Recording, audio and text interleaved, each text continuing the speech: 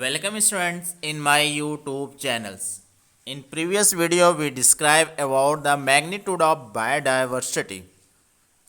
Okay, in which we describe the different species which are present in global biodiversities of major taxa of invertebrates, vertebrates and plants. Today we discuss the next topic, that is the patterns of biodiversity. So, what is the pattern of biodiversity? Biodiversity is not uniform throughout the world. ठीक है, biodiversity is not uniform, सभी जगह एक तरह का biodiversity present नहीं है in the world. It varies with the changes in latitude and altitude. This the varies with the change in altitude and latitude, उसके बेस पर ये वेरीज करता है. For many groups of animals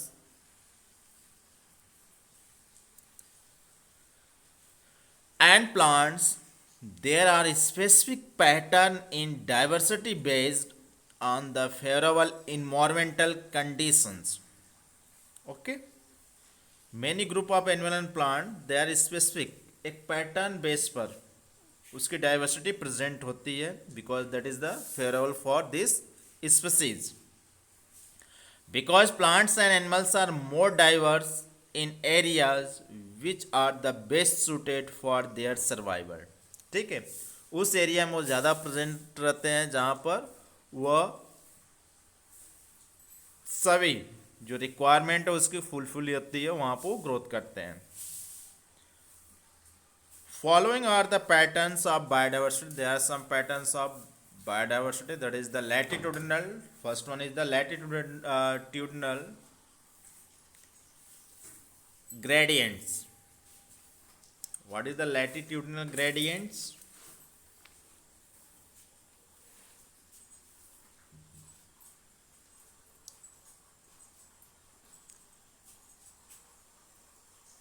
Varying arid, semi-arid and aquatic habitats, biodiversity shows all latitudinal and altitudinal gradients, and there is a little biodiversity at the poles. poles पर जो होता है सबसे कम डाइवर्सिटी प्रेजेंट होती है. Okay,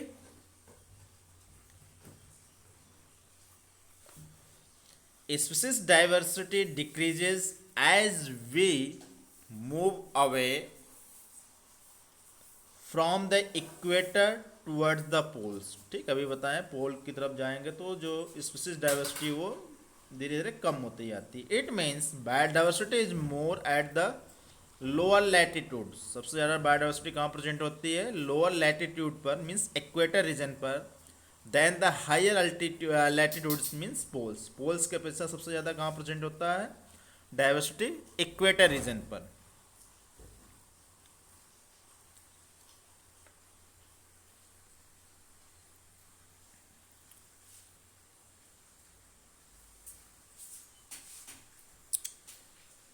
It increases in temperate areas but reaches the maximum in tropics 23.5 degree north to 23.5 degree south.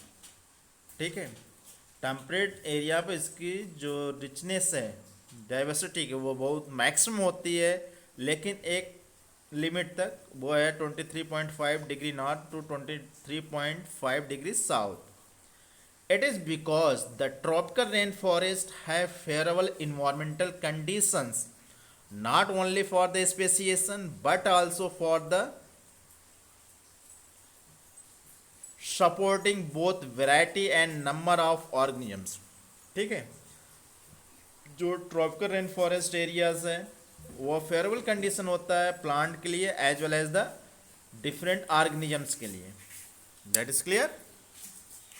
For many groups of animals and plants, there are specific pattern in diversities based on the favorable environmental condition, which are grow on the favorable conditions. Because plants and animals are more diverse in area which are best suited for their survival. Okay. Following are the pattern of biodiversities.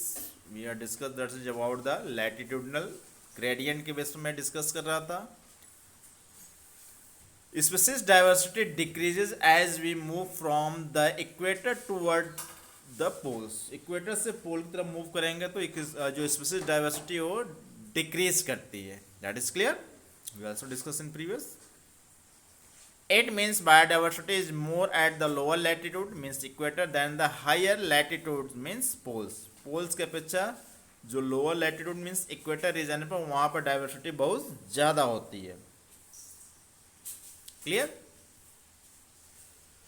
क्यों वहाँ पर ज़्यादा होती है? Tropic ranges 23.5 degree north to 23 degree south harbor more species than the temperate of the polar areas. For example, Colombia located near the equator has 1400 species of birds. ठीक है, जैसे एक एग्जांपल दिया है स्पीसीज ऑफ बर्ड्स का कि Colombia जो है लोकेटेड कहाँ है, बिल्कुल नियर किसके, इक्वेटर के. तो वहाँ जो बर्ड की स्पीसीज है 1400 ऑफ बर्ड्स हैं. New York located at 41 degree north has 105 species of bird.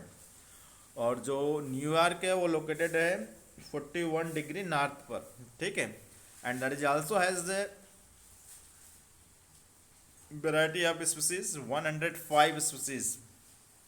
While Greenland 71 degree north, जो ग्रीनलैंड है 71 डिग्री नॉर्थ पर है, has only species of birds 71 degree north, that is has only 56 species of birds. 56 species of birds केवल वहाँ पर present हैं. Okay. तो 56 जब हम ग्रीनलैंड की बात कर रहे हैं वहाँ पर वह कितने डिग्री नॉर्थ पर है, वो 71 डिग्री नॉर्थ पर है. Has only 56 species of birds, केवल वहाँ पर 56 स्पीसीज ऑफ बर्ड्स प्रेजेंट है. That is clear.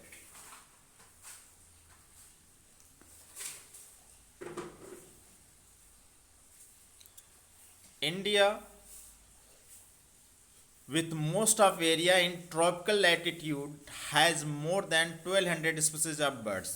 इंडिया का मैक्सिमम जो पार्ट होता है area, that is the tropical latitude areas में आता है, and so there is the more than 1200 species of birds are present here.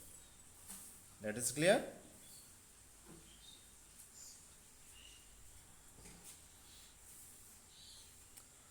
A forest of equal area is tropical region like equator has 10 times more species of vascular plant than in temperate region like midwest of USA. ठीक है. A tropical, a forest of equal area, equator area in tropical regions.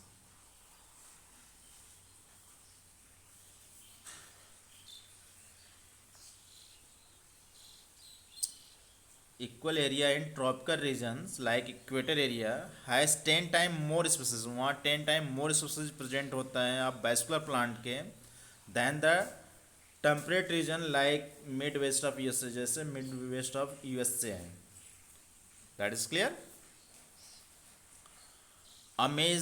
अमेजियन rain forest in South America has the greatest biodiversity on the earth with, सबसे ज़्यादा जो biodiversity कहाँ present है, Amazonian rain forest in South America has the greatest biodiversity on the earth with more than 40,000 species of plants, 3,000 species of fishes, 1,300 species of birds, 427 species of mammals and amphibian, 378 of reptiles, and more than 1,25,000 of invertebrates.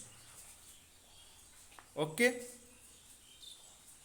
this is the present in the Amazon rainforest. About 2 million species of insect are still waiting to be discovered and named in this rainforest, as estimated by the scientists, or near about 2 million in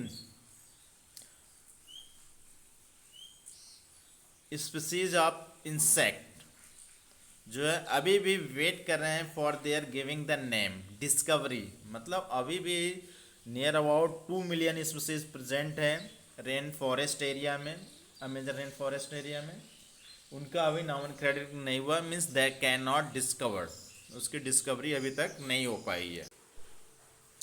okay, तो 2 million species of insect are still waiting to be discovered and name is the rain forest as the estimated by scientist. अभी भी इस तरह के species present है insect के, जिसके अभी डिस्कवरी साइंटिस्ट के द्वारा नहीं हुई है, मीन्स उसका नेम नहीं दिए गए हैं। That is clear.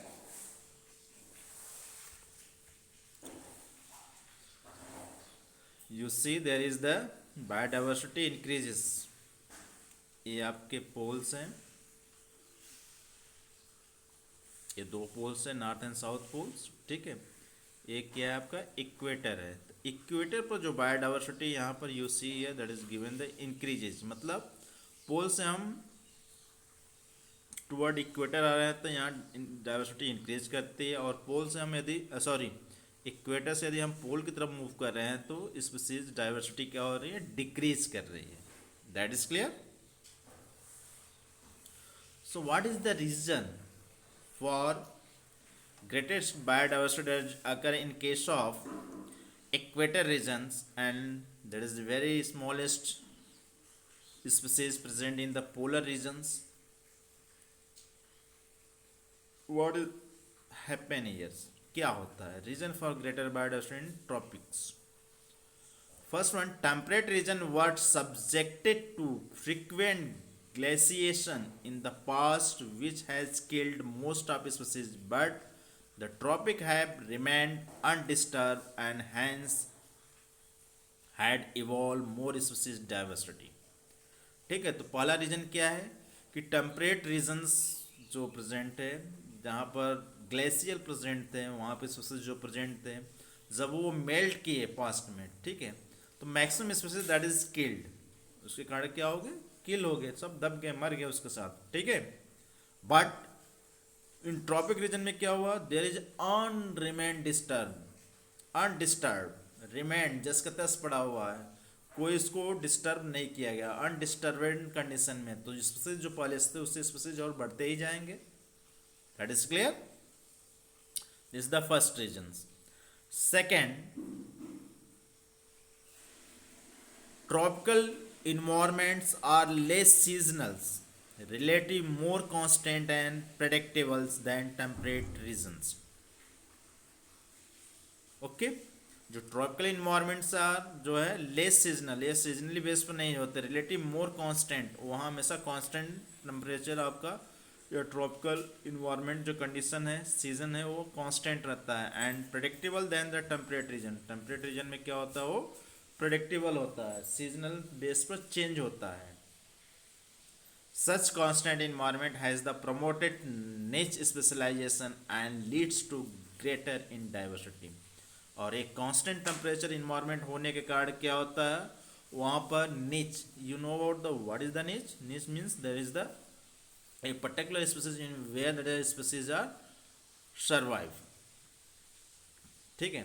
तो वहाँ पर इन्वायरमेंट हमेशा कांस्टेंट होने के कारण वहाँ स्पीसीज जो है बढ़ती जाती है, ठीक है, वहाँ अनडिस्टर्बेंट कंडीशन है, वहाँ के species day by day increase कर रहे हैं।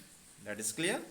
सो this is the second reason for the greater diversity that is occurring in case of tropics regions. Third one,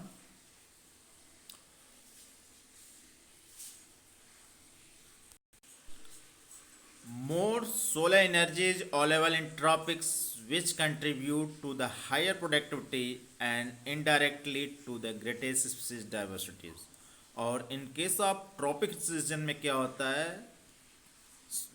solar energy available, easily available है, which are easily absorb them sunlights and their formation their foods, means increase the productivity and indirectly to the greatest species diversity. और इसके कारण जो food ज़्यादा मिलेगा, ज़्यादा seed का formation, ज़्यादा सीड फॉर्म होंगे तो फॉल डाउन होंगे, फॉल डाउन होने से फिर न्यू स्पीसीज सर्वाइव करेगा, ठीक है। यह कंटिन्यूस प्रोसेस चलता है, जिसके कारण जो ट्रॉपिक रीजन में स्पीसीज की डाइवर्सिटी बहुत ज़्यादा होती है। That is clear. Okay, so what is the reason for the greater biodiversity in the tropics I hope that all of you clear from three these points. Okay. Next, the related topic with them, that is species area relationship. This is the given by the Alexander von Humboldt. ठीक है, इन्होंने दिया था क्या है. Alexander von Humboldt, a German naturalist and geographer, during his pioneering and extensive exploration in the wilderness of South American jungles, observed that within a region species richness increased with increasing explored area, but only up to a limit. ठीक है, एक limit तक आपका explain करता है, मतलब आपका explore होता है, बढ़ता है. ठीक है, species. The relationship between species richness and area turns out to be a rectangular hyperbola. ठीक है, ये रिलेशनशिप जब बनाते हैं तो that is showing the richness and area. This is the turn of B rectangular hyperbole for wide taxonomy varieties, for example birds, bats, fish and fresh water के लिए किस तरह का शो करता है. Turn hyperbola, rectangular hyperbola. ठीक है. On a logarithmic scale, the relationship is the straight line and is described by the following equations.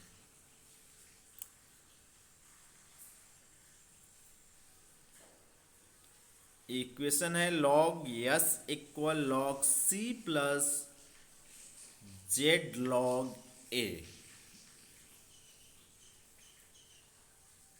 ठीक है, तो जो इक्वेशन है इसका log s equal log c plus log a. तो way what is the s क्या है, c क्या है, z क्या है, a क्या है, we are describe here. Where yes is the species richness, species की रिचनेस कितनी है. ठीक है, वो हम डिस्क्राइब कर रहे हैं. जैसे लॉग यस इक्वल कितना हो जाएगा, log C plus Z log A. What is the C, A first one describe about the log A क्या है, एरिया है. जेड क्या है, Z that is showing the slope of the line, means regression coefficient होता है. And C, what is the C? C is the y-intercept. ठीक है. How can you represent on the graph? You see here. A species area relationship graph दिया हुआ है आपको, इसको देखिए. स्पीसीज रिचनेस बेस पर एरिया है. ठीक है. लॉग स्केल पर जब इसको डिस्क्राइब करते हैं तो यह रेक्टेंगुलर हाइपरबोला आपका शो करता है. That is clear. S equal C A square या log S equal log C plus Z log A. So you see here this the increases, ये इंक्रीज कर रहा है और एक पॉइंट आने के बाद वो स्टेबल हो जाता है. ओके. तो what is the value of this, the value of Z, जो जेड की वैल्यू होती है, lies between 0.1 to 0.2 regardless of taxonomic groups or the reason whether it is plants in the Britons, bird in California or mollusk in New York State. ठीक है. इस the important जो value होती है Z की, वह कितने से कितने के बीच होती है, 0.1 to 0.2. This is group for the where किसके लिए है, ये रिप्रेजेंट किया गया है प्लांट्स ऑन ब्रिटेन के लिए, बर्ड्स के लिए इन कैलिफोर्निया के लिए एंड मोलस्क इन न्यूयॉर्क के लिए. जो इसका जेड वैल्यू, जेड क्या है, स्लोप जो लाइंस दिखाया गया है. ठीक है, ये किसके बीच में होता है, 0.1 to 0.2. For species area relationship among very large areas like continents the slope of line will be much steeper. ठीक है, that is the Z value lies is the range of, यहाँ पर जो जेड वैल्यू जाता है वो 0.6 to 1.2. For example of fruit eating birds, fruit eating bird के लिए जो जेड की वैल्यू होती है वो कितनी हो है, वो आपका 0.6 to 1.2. And mammals in tropical forest for different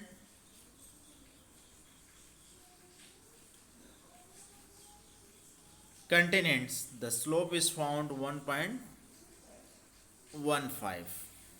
Z की वैल्यू है रिप्रेजेंट किया. So this the showing here the species area relationship. जो स्लोप है that is represent on the basis of Z, जो वैल्यू बता रहे हैं आपको उसके बेस पे रिप्रेजेंट किया जाता है, which are normally found some region which are given here. Specific species area वहाँ पर डेवलप्ड रहते हैं. Okay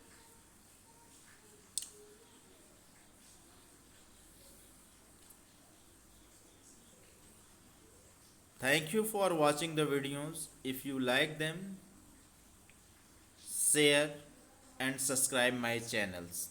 Thanks.